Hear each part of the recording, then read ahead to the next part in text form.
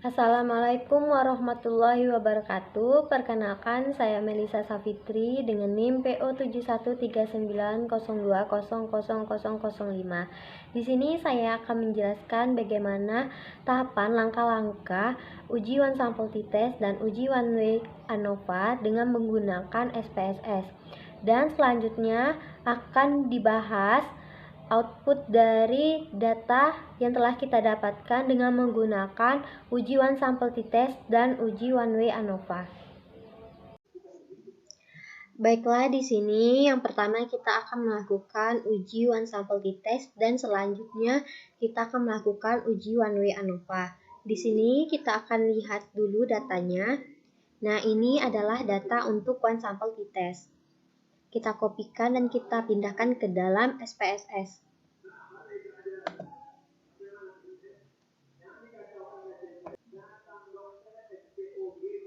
Kita pindahkan ke dalam SPSS. Nah, di sini kita klik variable view. Untuk namanya kita ubah menjadi kadar amoksisilin.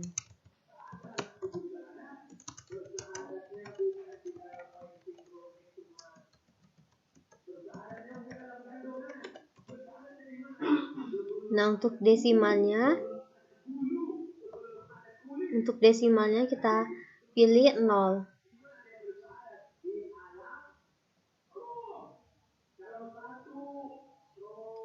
Nah, untuk uji one sample test ini, karena dia termasuk dalam uji parametrik, jadi syaratnya adalah yang pertama uji harus berdistribusi normal, dan syarat yang kedua adalah homogen.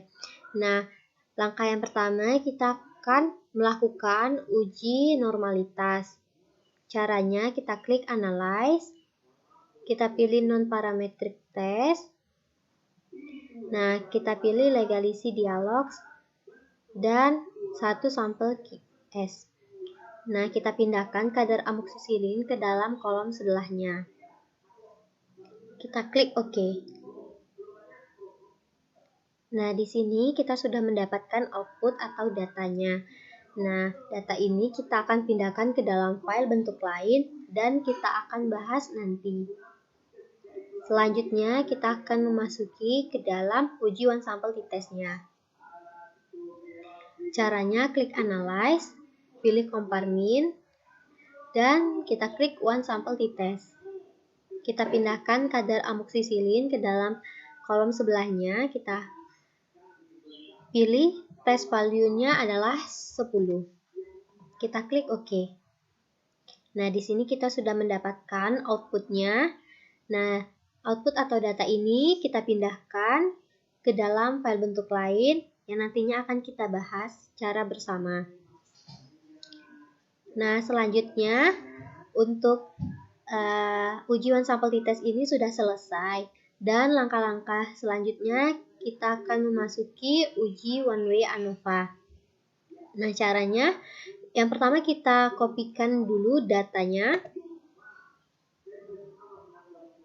dan kita pindahkan ke dalam SPSS.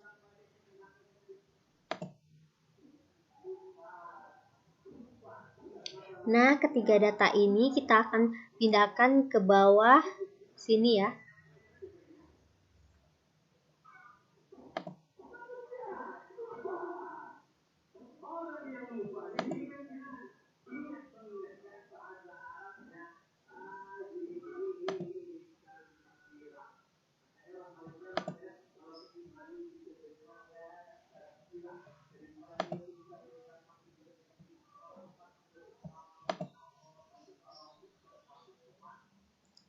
Nah, untuk data yang ini kita hapus.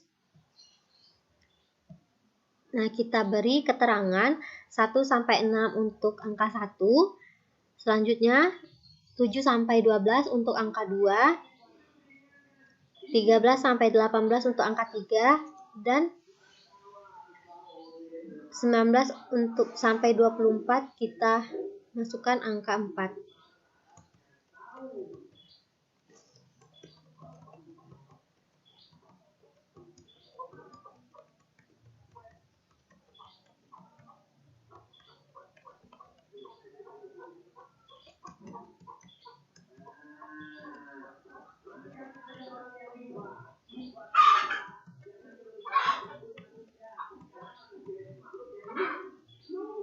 Nah, kita klik variable view. Di sini namanya kita ubah menjadi geliat.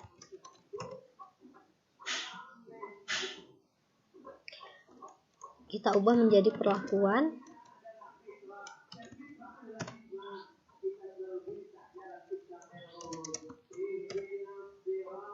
Untuk desimalnya kita ubah menjadi 0 semua.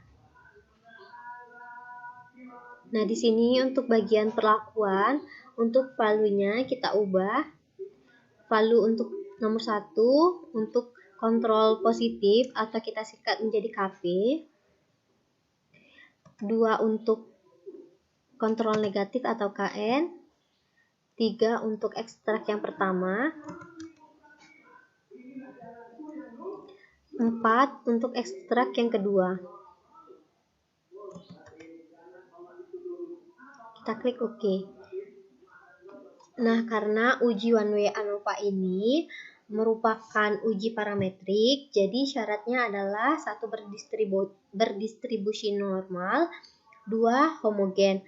Nah, kita akan melakukan uji normalitasnya dahulu.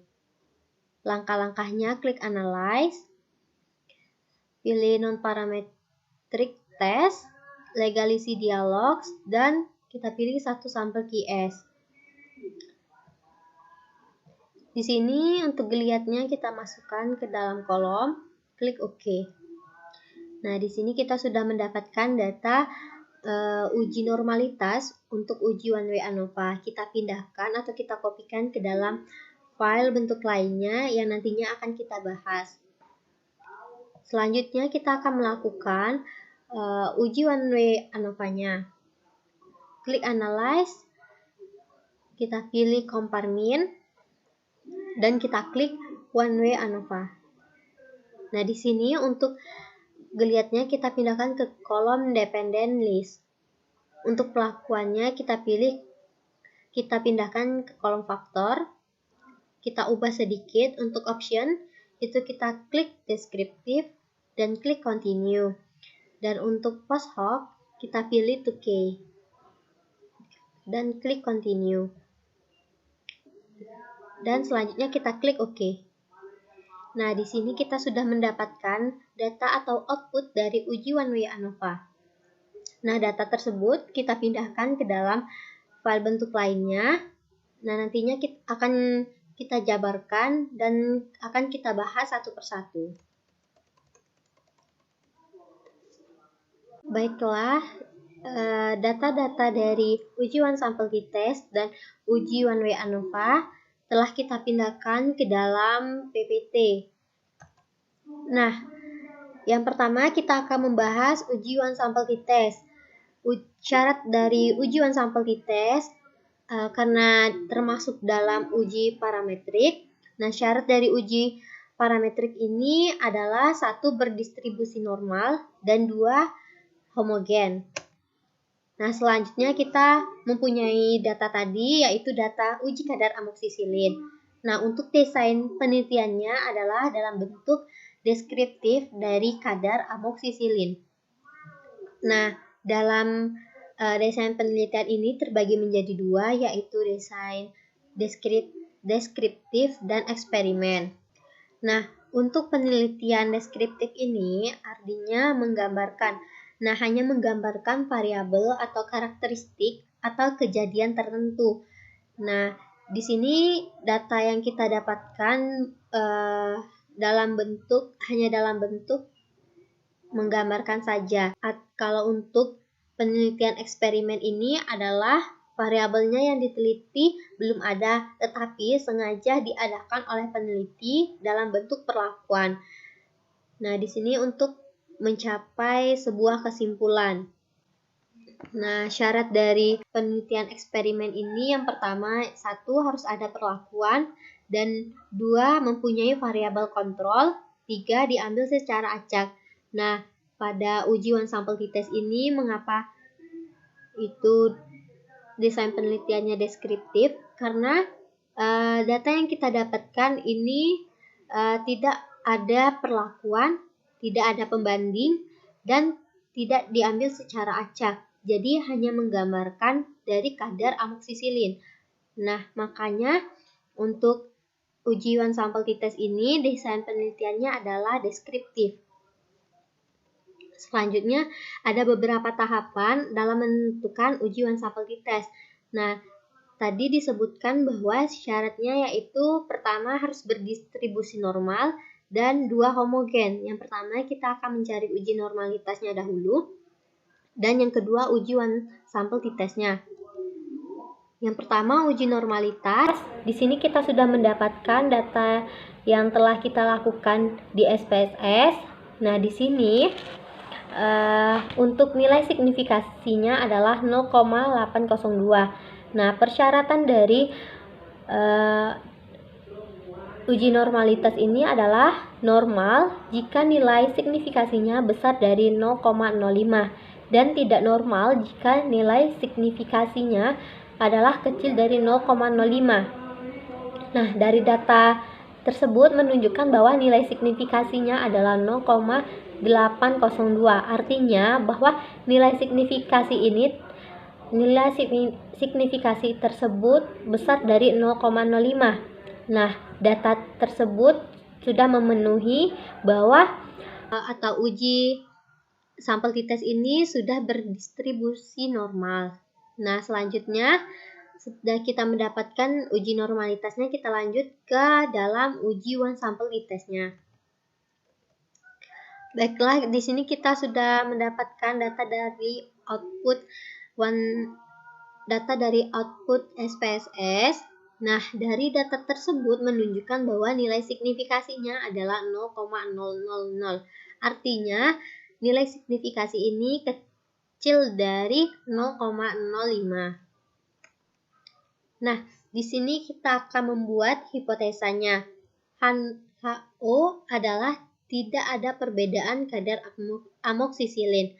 Untuk HA ada perbedaan kadar amoksisilin. Di sini kita lihat bahwa nilai signifikasinya adalah 0,00. Nah, 0,00 ini kecil dari 0,05. Nah, untuk 0,05 kita asumsikan menjadi 5%. Nah, karena dia kecil dari 0,05, maka berada di daerah penolakan H0. HO. Nah, kesimpulannya adalah dari hasil SPSS didapatkan nilai signifikasinya adalah kecil dari 0,05, maka berada di daerah penolakan HO.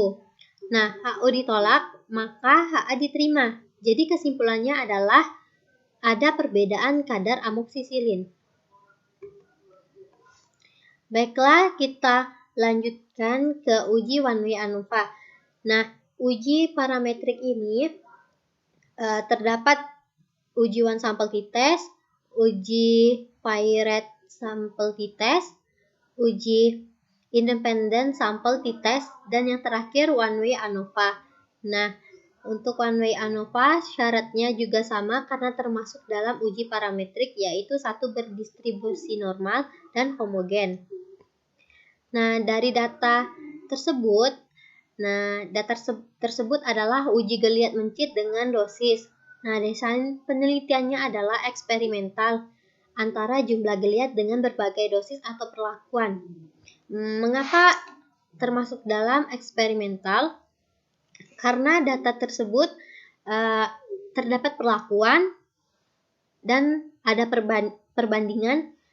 Nah, selanjutnya ada beberapa tahapan dalam menentukan uji one way ANOVA ini. Yang pertama satu uji normalitas, dan kita lanjutkan ke uji one way ANOVA-nya.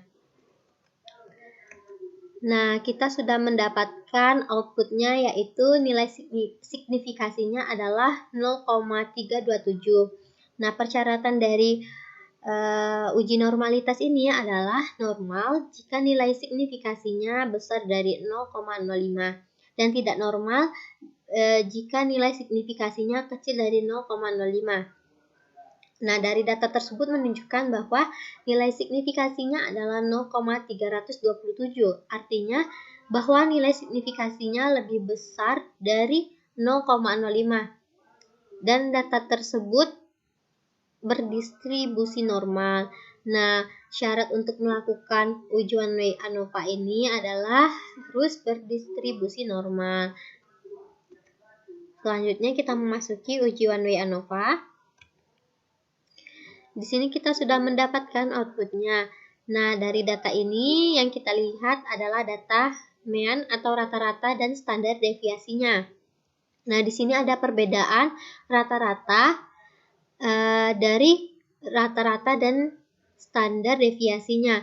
Nah, untuk rata-rata ini yang paling tinggi adalah pada geliat KP pada perlakuan kontrol positif, yaitu nilainya 6,91, dan pada nilai standar deviasi tertinggi yaitu pada ekstrak kedua. Selanjutnya di sini kita sudah mendapatkan data homogenitas.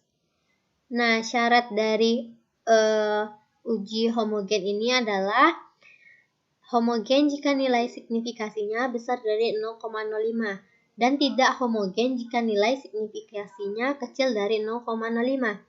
Nah, kita sudah mendapatkan bahwa nilai signifikasinya adalah 0,013. Nah, jadi data tersebut tidak homogen. Dan di sini kita sudah mendapatkan juga output berupa nilai signifikasinya adalah 0,00. Nah, kita akan membuat hipotesanya. HO adalah tidak ada perbedaan antara jumlah geliat dengan berbagai dosis atau perlakuan. Untuk HA ada perbedaan antara jumlah geliat dengan berbagai dosis atau perlakuan. Nah, di sini karena kita sudah mendapatkan nilai signifikasinya adalah 0,00, yaitu kecil dari nilai 0,05, maka berada di daerah penolakan HO. Nah, kesimpulannya adalah dari hasil SPSS didapatkan nilai signifikasinya adalah 0,00 kecil dari 0,05, maka berada di daerah penolakan HO. Jadi, jika HO ditolak, maka HA diterima. Jadi kesimpulannya adalah ada perbedaan antara jumlah geliat dengan berbagai dosis atau perlakuan. Nah, di sini kita lihat data post hoc test.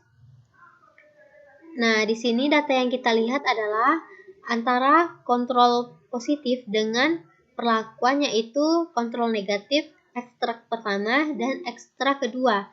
Nah, dari data ini kita melihat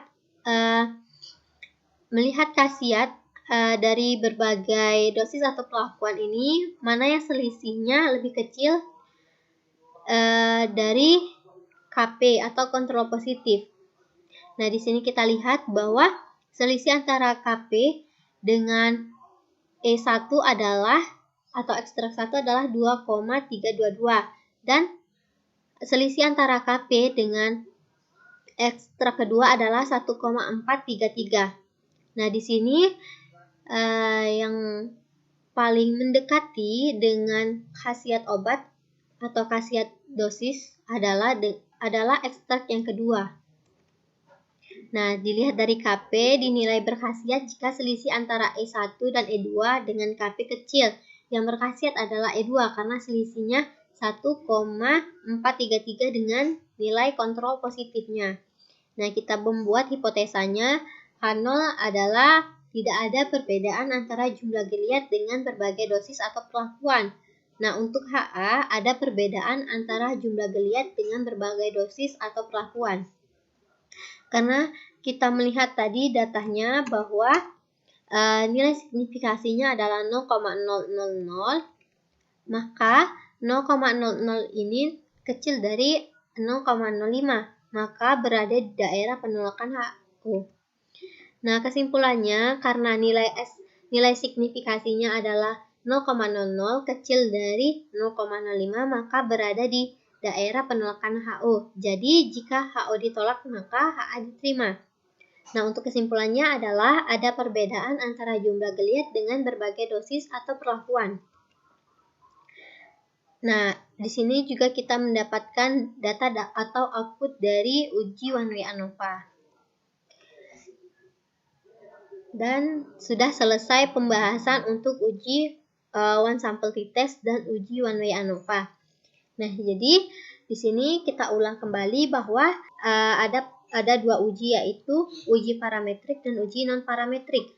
Nah, syarat dari uji parametrik ini adalah berdistribusi normal dan homogen.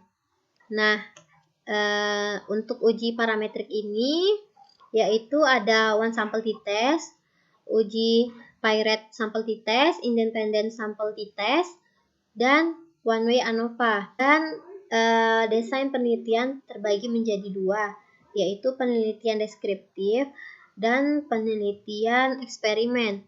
Nah, untuk penelitian deskriptif ini hanya menggambarkan contohnya pada uji one sample t-test, dan penelitian eksperimen ini contohnya ada di uji one way ANOVA.